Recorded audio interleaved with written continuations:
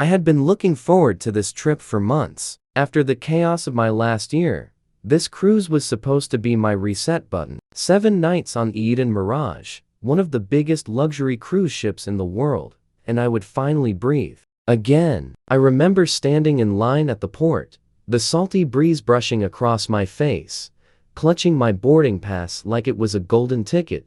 The check-in process was smooth, but the moment I stepped into the ship's main atrium, I felt something I couldn't explain. The ceiling stretched impossibly high, glass chandeliers scattering fractured light across polished marble floors. People laughed around me, sipping complimentary champagne, but something about the silence beneath their voices was unsettling. It was too controlled, like everything here was designed to distract you from noticing what was just out of sight.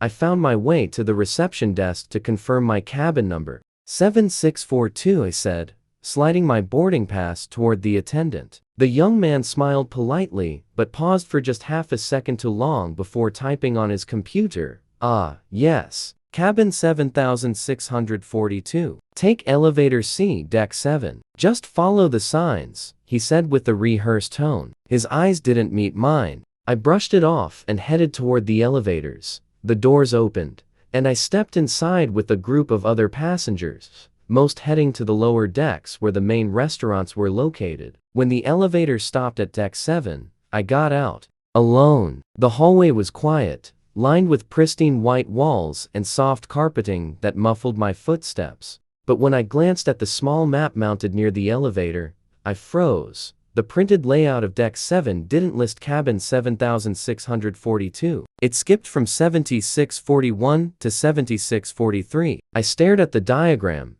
tracing my finger over the numbers to make sure I wasn't imagining it. There was no mention of my cabin anywhere. I laughed under my breath, convincing myself it was just a printing error. Ships this big probably had thousands of little quirks. Still, as I walked further down the hallway, I noticed a group of crew members at the far end, speaking in hushed tones near a supply closet. One of them noticed me approaching and immediately stopped talking. They dispersed quickly, almost too quickly, avoiding my eyes as they passed me.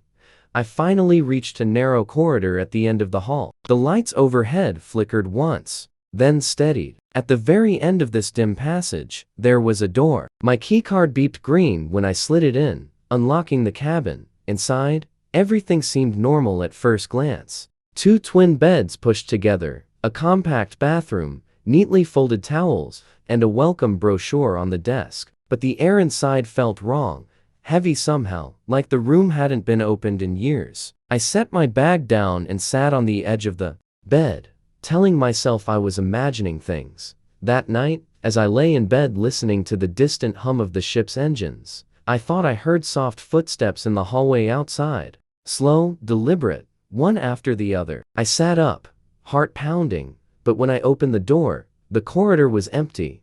I told myself I was just tired, but deep down, I already knew something wasn't right about cabin 7642. The next morning, I woke up disoriented, unsure if I had even slept. The room felt colder than it had the night before, and a faint metallic smell hung in the air, like rusted pipes or old pennies. I shrugged it off, assuming it was just the ship's ventilation, and decided to grab breakfast at the main dining hall. When I returned later, I noticed something strange. Housekeeping had cleaned the hallway outside my cabin, but my door handle was untouched. A thin layer of dust remained on the metal, the kind you'd expect after days, not hours. Every other door had a fresh white towel neatly folded over the handle, signaling rooms that had been serviced. Mine didn't. I went looking for a crew member and eventually spotted a young woman pushing a cart stacked with linens. "Excuse me," I said, showing her my keycard. "I'm in 7642. Could I get fresh towels?" Her cheerful expression faltered.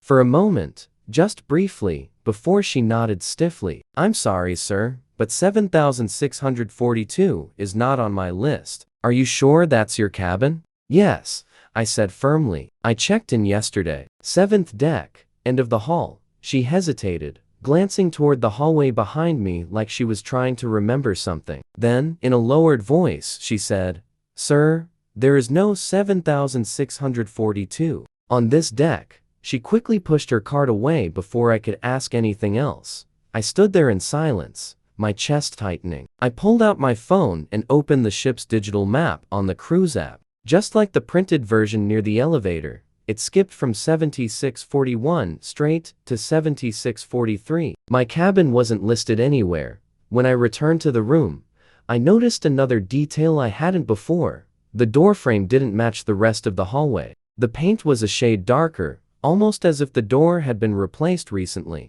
Inside, the ceiling vent rattled softly, and a low hum seemed to come from somewhere behind the walls. I pressed my ear to the panel and thought I heard faint voices, muffled, distant, and indecipherable. That night, the noises got worse. I had just turned off the lights when I heard a soft knock against the wall near my bed. Not the door, but the wall itself. 3 slow taps, then silence. I sat frozen, straining to hear. A minute later, I heard a whisper, so faint I couldn't make out the words, but it came from the same direction as the knocking. I jumped up, turned on every light in the cabin, and pressed my ear to the wall. Nothing. I told myself it was probably just plumbing, but deep down, I didn't believe it. Around 1:30 a.m., I heard footsteps outside my door again. Slow, deliberate, heavy enough that they made the carpeted floor creak slightly. I grabbed the handle and yanked the door open, expecting to catch someone in the act. The hallway was empty, but the air felt colder, and the faint smell of seawater drifted in from nowhere. I stood there for a long time before shutting the door and locking it. That night, I slept with the lights on.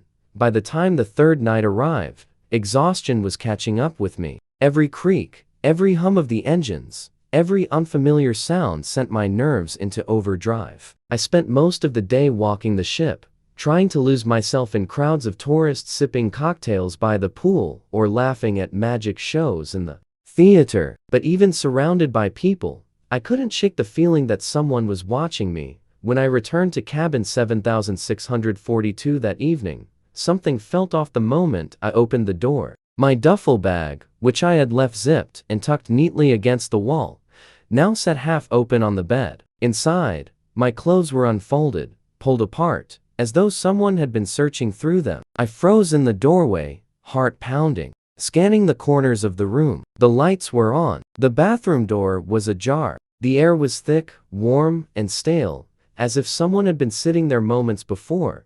I called guest services immediately. The voice on the other end was cheerful and polite, until I gave my cabin number. There was a pause, then she said, "Sir, are you certain you have the right number? We have no record of a 7642.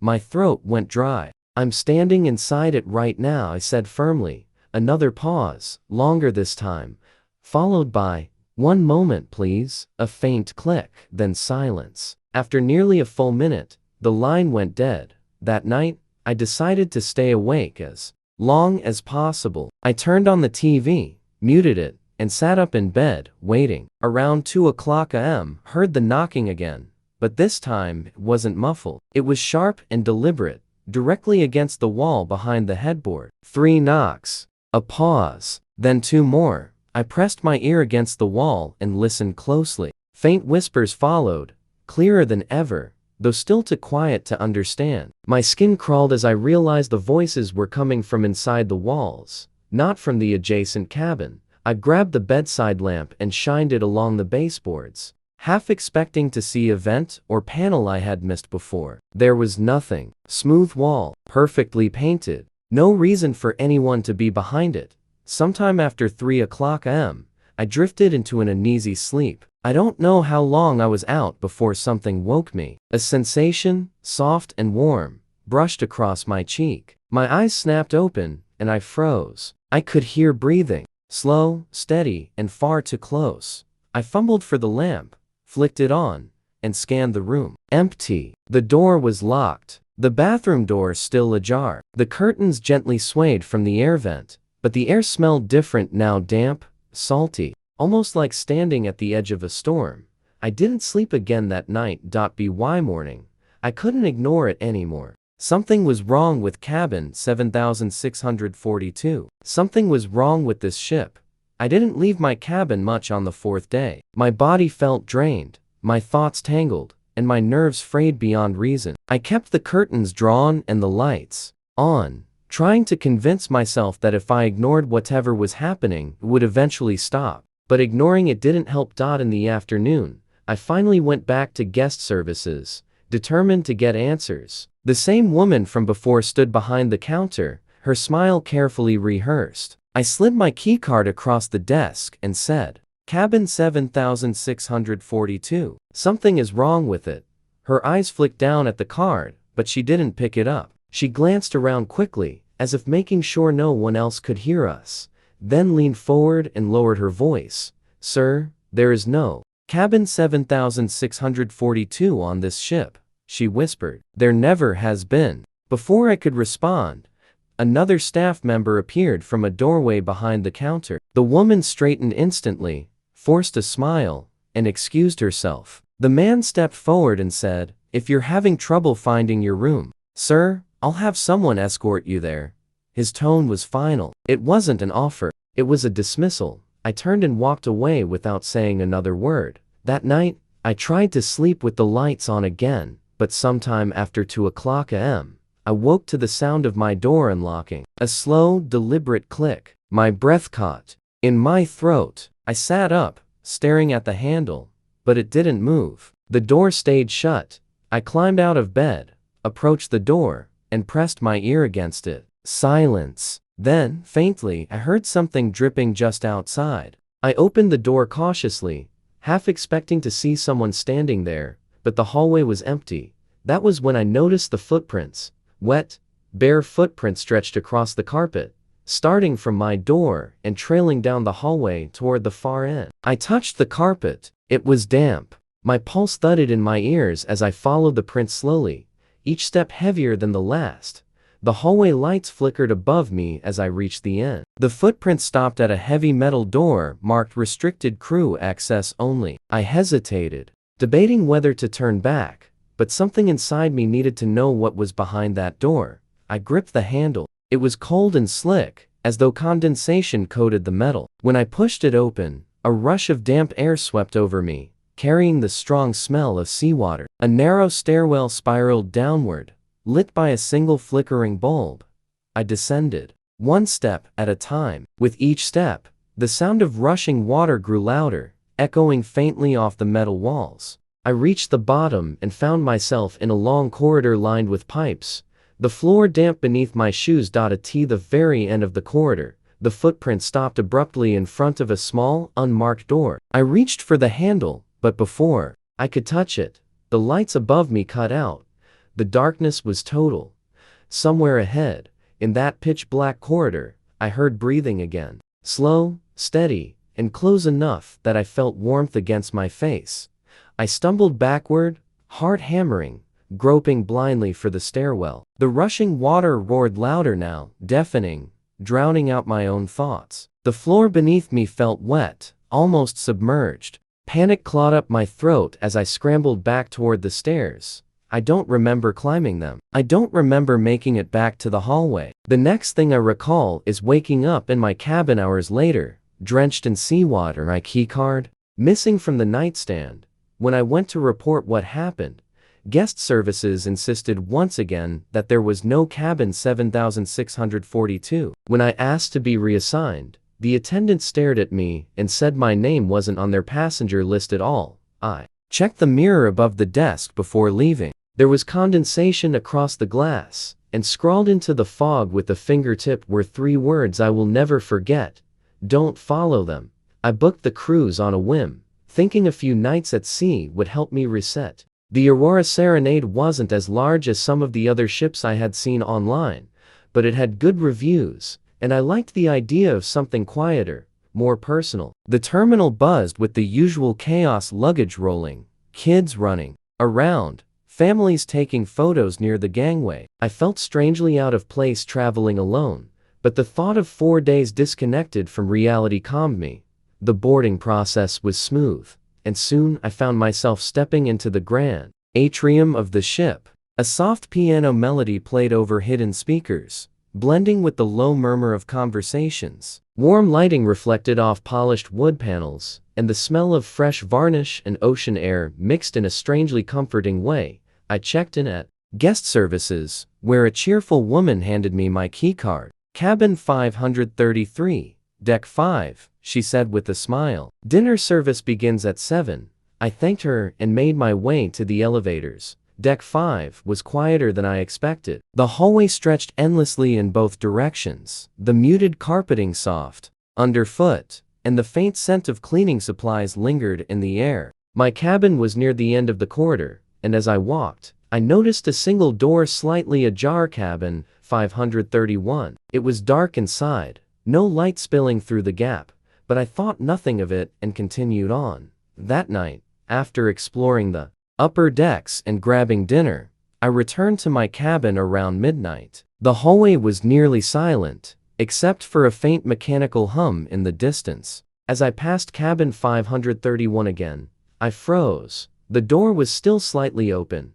I hesitated, leaning just enough to glance at the crack. The room was pitch black, but I thought I heard something soft humming, slow and low, a lullaby sung through clenched teeth. My pulse quickened. I hurried back to my cabin, locked the door, and tried to convince myself it was nothing. Around 2 a.m., I woke to a strange scraping sound. Furniture dragger, maybe a chair or table being shoved across a wooden floor. It came from the wall my bed shared with cabin 531. The sound stopped, started again, then stopped once more. I lay awake, staring at the ceiling until exhaustion finally pulled me under. The next morning, I mentioned it casually to a crew member delivering towels. I think someone moved in next door, I said, pointing toward cabin 531. She paused, her expression stiffening slightly. That room isn't occupied, sir, she said quickly. It hasn't been used in years. Her voice was flat, certain, and final. She wheeled her cart away before I could ask anything else. I stood there, staring at the closed door of cabin 531. Feeling the first heavy drop of unease settle in my chest. By the second day, I was trying to shake the unease from the night before. I spent most of the afternoon wandering the upper decks, watching the endless blue horizon pass beneath pale skies, but I couldn't relax. Every time I returned to deck 5, my gaze drifted toward cabin 531. The door was still slightly open, always open, never closed. That evening, after dinner, I stopped by guest services to ask about the cabin. The young man at the desk scrolled through his tablet when I mentioned the number, but after a few seconds, his polite smile faded. Cabin 531, he repeated, his tone measured. That room isn't in service, sir. It has been closed off. For maintenance. For how long? I asked. He hesitated, then glanced over his shoulder toward a supervisor behind him before replying. A few years at least, he said carefully. Nobody should be assigned there. When I pressed him for details, he shifted uncomfortably and lowered his voice. It's better if you stay in your own cabin, sir, for your safety. Then he excused himself, leaving me standing there with more questions than answers. That night, I locked my door, slid the chain across, and tried to settle in. The soft hum of the ship's engines filled the silence, a steady backdrop that usually lulled me to sleep, but every sound from the hallway jolted me awake. Around midnight, I heard footsteps outside, slow, measured, pacing back and forth past my door. I held my breath, straining to listen. They stopped. The silence was worse than the sound itself. Then came 3 soft knocks against the wall I shared with cabin 531. A pause. 2 more knocks, lighter this time, like fingertips instead of knuckles. I stared at the wall, frozen, every muscle in my body tight. The knock stopped, replaced by faint scraping noises, like something being dragged across the floor again. The sound grew louder, then abruptly ceased. I finally gathered enough courage to peek into the hallway. The lights were dim, set to the ship's nighttime mode. At first glance, it was empty. I stepped out cautiously, my bare feet sinking into the carpet, and glanced toward cabin 531. The door was wide open now. I waited, expecting to see movement inside, but the room was completely dark. No sound, no light. The air around the doorway felt cooler, like standing near an open freezer. I took one step closer and stopped when I heard it faint, almost inaudible, but clear enough to make my stomach turn. Someone inside cabin 531 whispered out my name, stumbled back, slammed my cabin door shut, and locked it again. I didn't sleep that night. I sat upright in bed, staring at the wall, waiting for the next sound to come.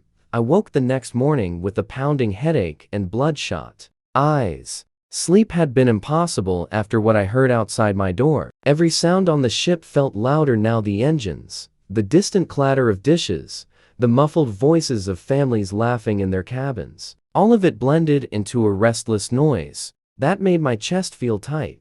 I decided to skip breakfast and walk the quieter decks instead, hoping the open air would help. When I reached one of the observation lounges, I found an older crew member arranging chairs near the windows. His nametag read Luis, and something about his calm demeanor made me approach him. "Excuse me," I began cautiously. "Do you know anything about cabin 531? He froze mid-step, the chair still in his hands, before slowly setting it down. His expression shifted slightly, though he tried to hide it. "Why do you ask?" he said carefully. "I've been hearing things," I admitted. "Dragging sounds, voices, footsteps. And last night, the door was open." Luis hesitated before leaning close, lowering his voice. "Do yourself a favor and stay out of that room. A guest died in there 5 years ago. They found him on the 4th night of the cruise, sitting upright in bed, eyes wide open. No sign of a struggle, no cause of death. The cabin has been closed ever since." I stared at him, trying to process his words. "So why is the door always open?" His jaw tightened. "It shouldn't be," he said firmly, then turned back to his work without another word. That evening, I locked my door again and sat on the edge of my bed, listening. At first, everything was quiet. Then, faintly, heard it. Footsteps inside cabin 531. Slow, deliberate, pacing back and forth. I held my breath, pressing my ear against the wall. The sound stopped, replaced by something else: soft voices, several of them, speaking in low, urgent tones. I couldn't make out the words, but I knew they weren't coming from the hallway. They were coming from inside the room next door. I sat frozen until something caught my eye. A shadow moved across the narrow gap under my doorframe, pausing just outside my cabin. My heart hammered so hard it hurt. I leaned forward slightly, trying to stay silent, and watched as the faint outline shifted, crouched low, and lingered there. Then I heard it. A single word, whispered from the other side of the door: "Leave." The voice was soft but unmistakable. I gripped the handle, slowly turning it just enough to peek into the hallway. But when I opened the door, the corridor was empty. Cabin 531's door was shut tight for the first time since I boarded the ship. I stood there, staring at it for a long time, before retreating back into my cabin and locking the door. Sleep never came. The morning after the chaotic night was unnervingly quiet. When I woke up, sunlight filtered through the blinds of my cabin, yet everything felt drained of color, as though the world outside had lost its vibrancy. My throat was dry, and my skin felt clammy from sweat. I hadn't dreamed, but the silence outside was thick, unnatural, and wrong. I forced myself to get dressed and step into the corridor, hoping the normal sounds of life aboard the ship would ground me again. But the hallway was empty, and the usual hum of activity was gone. No doors opening, no voices, not even the faint rumble of footsteps overhead. I passed the steward's cart, still parked outside one of the cabins, and touched since last night. Half-empty water bottles and folded towels sat on top, but there was no sign of the steward anywhere. It felt like walking through the aftermath of an evacuation drill, except I knew there hadn't been one. I decided to go back to the reception desk to get answers. My heart thudded heavily in my chest as I reached deck 3, but when I turned the corner, I froze. The reception area was deserted. The computer monitors were powered off. The radio, which had been buzzing yesterday, was silent. Behind the counter, there was an untouched coffee mug, half full, and still slightly warm when I touched it. Someone had been here not long ago, and now they were just gone. I checked the main lobby next, and that was when I noticed something strange. At the far end of the deck, Next to the glass walls overlooking the ocean stood a single black suitcase. It was positioned neatly against the wall, but its tag caught my attention immediately. It was the same name I had seen on the manifest yesterday. The name of the passenger who was never supposed to be on board. Daniel Grier. Cabin for 587. I backed away instinctively, my breathing shallow, yawns damp. I wanted to run, but I needed answers. Against my better judgment, I decided to head toward cabin 4587.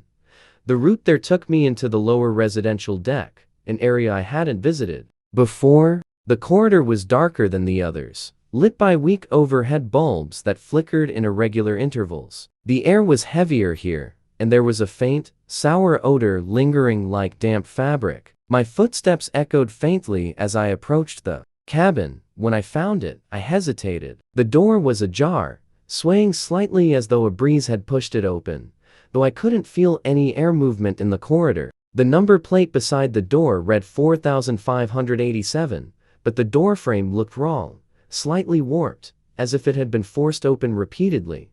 I pushed it wider and stepped inside.